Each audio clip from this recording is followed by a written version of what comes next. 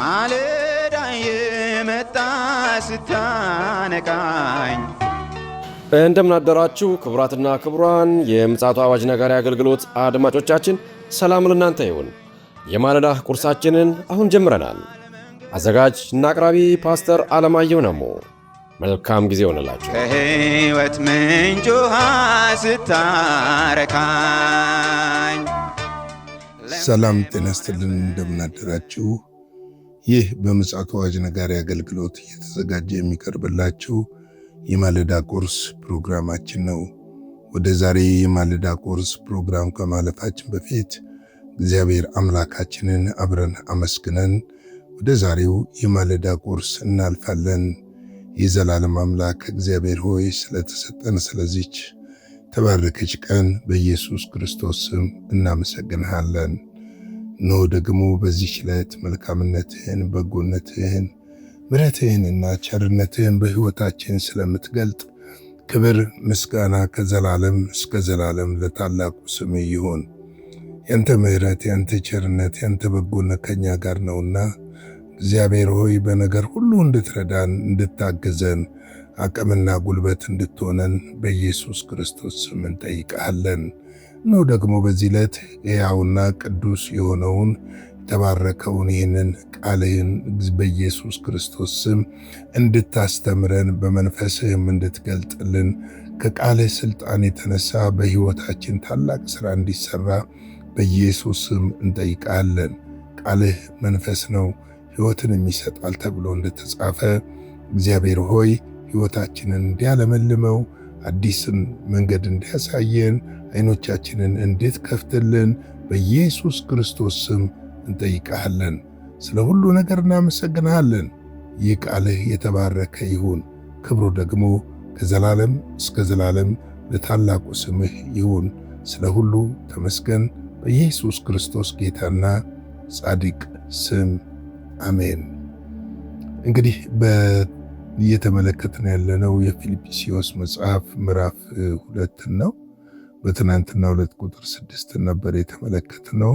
እርሱ በእግዚአብሔር መልክ ሲኖር ሳለ ከእግዚአብሔር ጋር መተካከልን መቀማት እንደሚገባው አልቆጠረም የሚለውን ሐሳብ ነበር የተመለከትነው። እንግዲህ እሱ እግዚአብሔር ነበር፣ አምላክ ነበር፣ መለኮት ነበር፣ በእግዚአብሔር ቀኝ ነበር፣ በእግዚአብሔር አብ ዘንድ ነበር። ክብሩን ማንነቱን ሁሉ ጥሎ ነው መጥቶ ለኛ የሞተልን። ይሄ ቀላል ነገር አይደለም። በፈጠረው ፍጡሮች መሰቀሉ ራሱ በጣም የሚያስገርምና የሚያስደንቅ ነው። የጌታ ፍቅር ምን ያህል ጥልቅና ምን ያህል ደግሞ እንደወደደን የገለጠበት መልኩም እንደሆነ ለማወቅ እንችላለን። እንግዲህ ይህንን ያህል ፍቅሩን ከገለጠልን ደግሞ እኛ ምን ያህል ነው ፍቅሯችን ለእርሱ የምንገልጠው የምናሳየው የሚለውን ማየት ያስፈልጋል ብዬ አስባለሁ። ምክንያቱም ከወደደን ከታላቅ ፍቅሩ የተነሳ አይደለም የሚለው፣ ከታላቅ ነው የሚለው። ፍቅሩ የተነሳ በምሕረቱ ደግሞ ባለጠጋ ስለሆነ ልጆቹ አደረገን። ይሄ ልጅነት ምናልባት ስናወራው ቀላል ሊሆን ይችላል። ለልጆቻችን እንዴት እንደምንሰፈሰፍ ሁላችንም ልጆች ያለን እናውቃለን። ነገር ግን እግዚአብሔር ደግሞ ከዛ በላይ ነው ለኛ የሚሰፈሰፍልን፣ የሚጠብቀንም፣ የሚጋርደንም፣ የሚሸፍነንም በሕይወታችንም ደግሞ የእርሱን መልካምነትና በጎነትንም ደግሞ የሚገልጠው ከዛ በላይ እንደሆነ ልንረዳ ያስፈልጋል። እንግዲህ እግዚአብሔር ሆኖ ሳለ፣ በእግዚአብሔር መልክ ሆኖ ሳለ ክብሩን፣ ዝናውን፣ ማንነቱን፣ መለኮትነትን ጥሎ መጥቶ ዛሬ የምንመለከተው ቁጥር 7 እንደዚህ ነው የሚያስረዳን። ነገር ግን የባሪያን መልክ ያዘ፣ በሰው ምሳሌ ራሱን ባዶ አደረገ ይላል። ባዶ አደረገ ይላል። ምክንያቱም እንደ ሰው ነው የተመላለሰው ኢየሱስ፣ እንደ ሰው ነው የኖረው። ለዚህ ነው የኛን ማንኛውንም ነገር ሊረዳ የሚችለው። ስንጸልይ የሚመልስልን የኛን ማንነት ሁለንተናውን ያውቀዋል። እንደ ሰው ተርቧል፣ እንደ ሰውም ተጠምቷል። ተመልከቱ፣ መከራንም ተቀብሏል። ነገር ግን በእርሱ ዘንድ አንዳችም ኃጢአት በደልም አልነበረችም። እንደ ሰው የሆነበት እንደ ባሪያ የሆነበት ዋነኛ ምክንያት እኔና እናንተን ከወደቅንበት ለማዳንና ወደ እግዚአብሔር መንግሥት ለመመለስ እንጂ ሰው መሆን አስፈልጎት ወይም አምሮት ባሪያ መሆን አስፈልጎት ወይም አምሮት ማለት አይደለም። ባሪያ የሚለው ቃል ከሰውነትም በታች ነው። ባሪያ ማለት በሱ ላይ መብት ያለው ሌላ አካል መኖሩንና የሚሸጥ የሚለወጥ እንደፈለገ የሚደረግ ማለት ነው። ለዚህ ነው ይሁዳም በ30 ዲናር የሸጠው። ልክ እንደ ባሪያ ነው አሳልፎ የሰጠው። የሸጠውም ለዛ ነው። ስለዚህ በሰው ምሳሌ ሆኖ ራሱን ባዶ አደረገ ስንል የመለኮት ማንነቱ ተመልከቱ። መለኮታዊ ማንነቱን ሁሉ ትቶት ነው የመጣው። ያንን ኃይሉን፣ ያንን ስልጣኑን፣ ያንን ክብሩን። እንግዲህ እስቲ ያስቡት፣ በእግዚአብሔርነቱ ቢመጣ ምድር ልትሸከመው እንደማትችል ይገባናል ብዬ አስባለሁ። ያንን ሁሉ ጥሎ ነው የመጣው። ያንን ሁሉ ትቶ ነው የመጣው ራሱን ባዶ አድርጎ። እንደኛው ደግሞ ከተጠመቀ በኋላ መንፈስ ቅዱስን በርግብ አምሳል ሲወርድበት እናያለን። እግዚአብሔር መንፈስ ሲሞላበት እናያለን። መንፈስ ቅዱስ በኃይል ሲቀበል እንመለከታለን። አገልግሎቱ በመንፈስ ቅዱስ ሙላት ነው የምንልበት ትልቁ ምክንያትም ይሄ ነው። ኢየሱስ ክርስቶስ ራሱ ሲያስተምር እኮ እኔ ከማደርገው በላይ ታደርጋላችሁ ያለበት ምክንያት በመለኮት ኃይሉና ክብሩ ተገልጦ ሳይሆን እንደ ሰው ሆኖ፣ ነገር ግን መንፈስ ቅዱሱን ተሞልቶ ለአባቱ ታማኝና ታዛዥ ሆኖ በባሪያ መልክ እየኖረ የእኛን ዋጋ በመክፈል እኔና እናንተን ከሲኦል ከጨለማ ከጥፋት ማዳኑ ነው።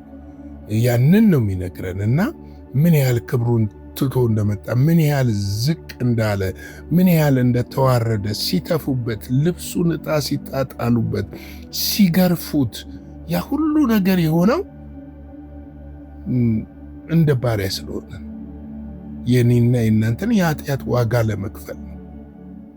መለኮትነቱን ትቶ የመጣው ያ ነው። ለዚህ እኮ ነው ጌታ ኢየሱስ ክርስቶስ በምድር በነበረበት ጊዜ ሊይዙት ሲመጡ ጴጥሮስ የአንዱን ሎሌ ወይም ደግሞ ከነዛ ሊይዙት ከነበሩ ሰዎች ጋር የነበረውን አንደኛውን ጆሮውን በሰይፍ ሲቆርጠው ጆሮውን ገጠመና ሰይፍን የሚያነሱ በሰይፍ ይጠፋሉ አለው። ይሄ ብቻ አይደለም ያለው። እኔ እኮ አባቴን ብጠይቀው አንድ ሌጋውን መልአክ ሊያዝልኝ ይችላል አለ። ተመልከቱ፣ ዋጋ ለመክፈል ሲመጣ የባሪያ መልክ ሲመጣ እንደ ባሪያ ነው የሸጡት፣ እንደ ባሪያ ነው የተያዘው፣ እንደ ባሪያ ነው የተገረፈው። ስለዚህ ያንን ያደረገው ለእኛ እንደሆነ ልናስተውል ይገባል ለማለት ፈልጌ ነው። ሁለተኛ ቆሮንቶስ 8:9 ላይ የጌታችን የኢየሱስ ክርስቶስ ቸር ስጦታ አውቃችኋልና ሀብታም ሲሆን እናንተ በእርሱ ድህነት ባለጠጎች ትሆኑ ዘንድ ስለ እናንተ ድሃ ሆነ ይላል። ባዶ ሆነ። በምድር ላይ ሲመላለስ ባለጠጋ አልነበረም። የሚያስፈልገውን ነገር እንደውም ሄደው እንዲያመጡ ደቀ መዛሙርቶቹን ሲያዛቸው እንመለከታለን።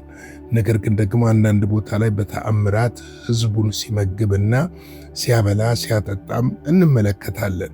ስለዚህ ምንድነው የእርሱ መራቆት፣ የእርሱ ድህነት፣ የእርሱ ጉስቁልና ለእኔና ለእናንተ የዘላለም ፈውስ ለማምጣት ነው። መርገምን ከኛ ላይ ለማንሳት ነው። መርገምን ከሕይወታችን ላይ ለመውሰድ እንደሆነ ልናውቅ ያስፈልጋል። ኢሳይያስ ላይም 53:4 ጀምሮ ሄደን ስንመለከት እሱ ስለኛ መርገምን ተቀበለ ይላል። መርገምን ተቀበለ ይላል። እንዲሁም ደግሞ ፊልጵስዩስም እዚሁ ፊልጵስዩስ መጽሐፍ ላይ ምዕራፍ 3 ቁጥር 13-14 ላይ ሄደን ስንመለከት በእንጨት ላይ የተሰቀለ ሁሉ የተረገመ ነው ተብሎ እንደተጻፈ እርሱ ስለኛ እርግማን ሆኖ ተቆጠረ ይላል። ስለዚህ እርግማን ሆኖ የተቆጠረው የኛ እርግማን ኃጢአት ምክንያት ወደኛ ሕይወት ውስጥ የመጣውን ማንኛውንም እርግማን ከኔና ከናንተ ላይ መውሰዱን ሊያመለክትልን ነው። ስለዚህ ነው ራሱን ባዶ ያደረገው። ማቴዎስ 20:28 ላይ እንዲሁም የሰው ልጅ ሊያገለግል ነፍሱንም ለብዙዎች ቤዛ ሊሰጥ እንጂ እንዲገለገል አልመጣም ይላል። የሰው ልጅ ምን ሊያደርግ ነው የመጣው አለ? ሊያገለግል፣ ነፍሱን ለብዙዎች ምን ሊያደርግ? ቤዛ፣ መስዋዕት ሊያደርግ፣ ብዙዎችን ነፃ ሊያወጣ፣ ብዙዎችን ከጨለማ ሊታደግ፣ ብዙዎችን ከውድቀት ሊያነሳ፣ ብዙዎችን ከጥፋት ሊያነሳ፣ ብዙዎችን ከወደቁበት አንስቶ ሰው ሊያደርግ፣ ወደ አባቱ መንግሥት ሊመልስ የመጣው። ሊገለገል አልመጣም፣ ሊያገለግል ነው የመጣው። ዛሬ ብዙዎች መገልገል ነው የሚፈልጉት፣ ማገልገልን አይደለም የሚፈልጉት። ስለዚህ ነው ጌታ ኢየሱስ ክርስቶስ ትናንትም ጠቅሼዋለሁ፣ እናንተ መምህርና ጌታ ትሉኛላችሁ፣ ነገር ግን እኔ እንዲህ ነኝ ብሎ እንዴት እግራቸውን እንዳጠበና በማበሻ እንዳበሰ ስንመለከት ከኔ ተማሩ ነው ያለ። ከእርሱ የምንማረው በጣም ብዙ ትልልቅ ነገሮች አሉ። ነገር ግን ዝቅ ማለትን መማር፣ ክብርን መጣልን መማር፣ ትህትናን መማር፣ ቅንነትን መማር፣ መልካምነትን ከእርሱ መማር ታላቅነት ነው ብዬ አስባለሁ። ደግሞም ይህንን ለመምከር እወዳለሁ። ምክንያቱም ታላቅ ያስመሰሉን የዚህ ምድር ነገሮች አንድ ቀን ወይ እነሱ ያልፋሉ ወይ እኛ እናልፋለን። ጌታ ኢየሱስ ክርስቶስ ከመጣ ደግሞ ለዘላለም እዚሁ ምድር ላይ እንተዋቸዋለን። ተከትለውን የሚሄዱ አንዳችም ነገር የሉም። ክብሬ የምንለው ዝና የምንለው የምንመካበት የምንኩራራበት ነገሮች በሙሉ እዚህ ምድር ላይ ነው የሚቀሩት። በጣም ልናስተውል ያስፈልገናል። አንዳች ነገር ይዘን አንሄድም። አንዳንድ ጊዜ አላያችሁም? ባለጠጋ የሆኑ ሰዎች ሲሞቱ ምንድን ነው ይዘው የሚሄዱት? ከሚቀበሩባት ጨርቅና ሳጥን በስተቀረ አንዳች ነገር ፎቆቻቸውን ይዘው ሲሄዱ አላየንም። ንብረቶች ባንክ ያለውን ገንዘባቸውን ይዘው ሲሄዱ አላየንም። ነገር ግን ያንን ለማግኘት ብዙ ለፍተዋል፣ ብዙ ደክመዋል። ክብሬ ብለዋል። ከሰዎች ተጋጭተው ሊሆን ይችላል። ሰውን ጠልተዋል፣ አንዱን ወደዋል። ገብቷቸዋል። ስለዚህ ሁሉ ምን እናደርገዋለን? እዚሁ ምድር ነው ትተነው የምንሄደው። እዚሁ ምድር ላይ ነው የሚያልፈው። ስለዚህ ይህንን በደንብ ልናስተውል ይገባል ለማለት ነው።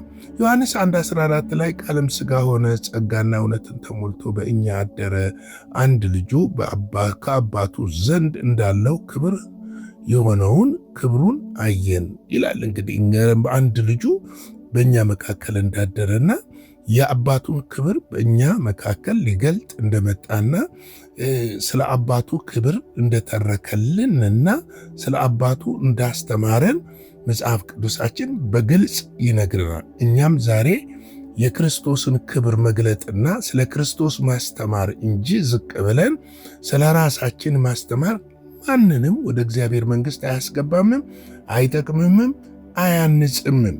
ስለዚህ ይህንን ልናስተውል ያስፈልጋል ማለት እወዳለሁ።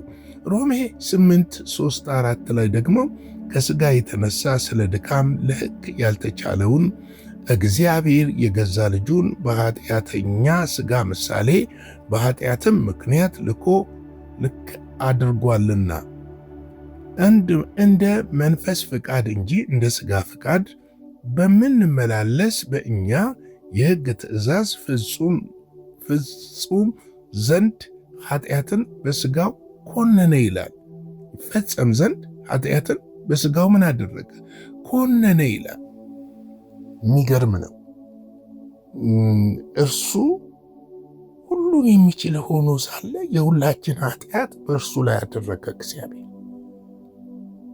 እሱ ከሕግ በላይና ሕግን የሰጠ ሆኖ በሕግ እንዲሰቀል ተፈረደበት።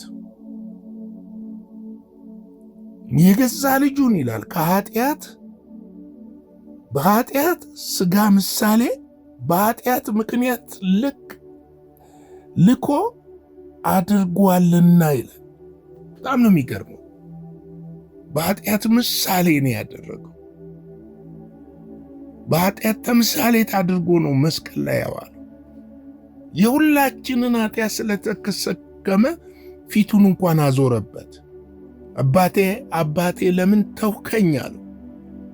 ምክንያቱም እግዚአብሔር ኃጢአትን ማየት አይችልም ነበር።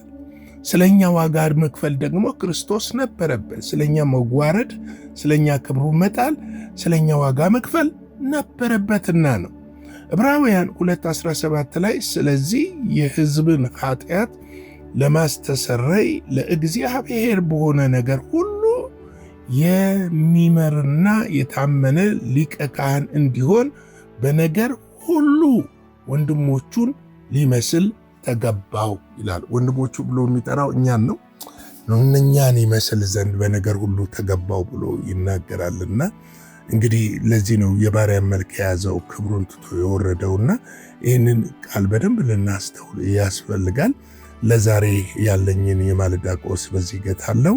ላይክ፣ ሼር፣ ሰብስክራይብ እያደረጋችሁ ለብዙዎች እንድታጋሩ በጌታ ፍቅር እጠይቃለሁ።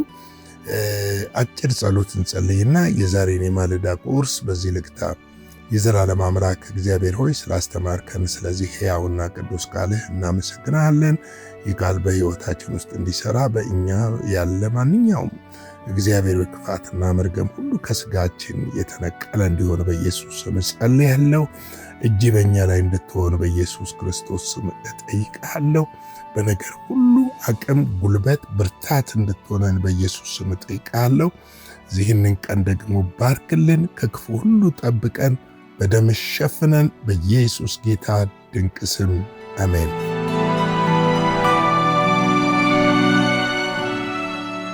በነበረን የመልእክት ክፍለ ጊዜ እንደተባረካችሁ ተስፋ እናደርጋለን። በነገው ማለዳ በሌላ ዝግጅት እንገናኛለን። መልካም ቀን።